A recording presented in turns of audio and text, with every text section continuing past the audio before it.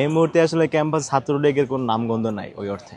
So Chhatra League যেখানে এসে কিছু করবে, ছাত্রলীগ যে ডাকসু বানচাল করবে বা ডাকসুতে ঢুকে বা কিছু করবে, এই সংখ্যাটা আসলে খুব একটা নাই।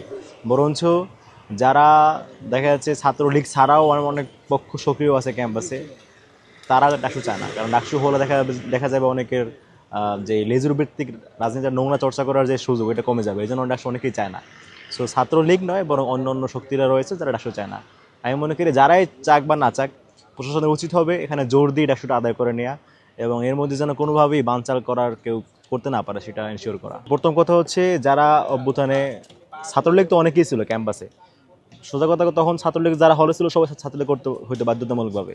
এরপরে যারা আমাদের অভ্যুত্থানে ছাত্রলীগ থেকে পদত্যাগ করে বিদেশি ছাত্রলীগ তাদেরকে বলে, তারা এসে আমাদের অভ্যুত্থানে যোগ দিয়েছে, তাদের হিসাব ভিন্ন। এর বাইরে যারা আমাদের অভ্যুত্থানে আমাদের উপর হামলা চালিয়েছিল, তাদেরকে কিন্তু বিশ্ববিদ্যালয়ের পক্ষ থেকে তাদেরকে চিহ্নিত করে শাস্তির আওতায় নিয়ে আসা হয়েছে।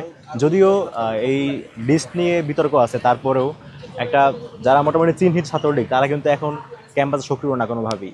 আর তাছাড়া যদি এমনটাও হয় যে প্রশাসন ব্যবস্থা নেয়নি, তারপরও ঢাকা বিশ্ববিদ্যালয়ের শিক্ষার্থীরা এতটা বোকা নয় তারা ছাত্রলীগকে ভোট দিবে।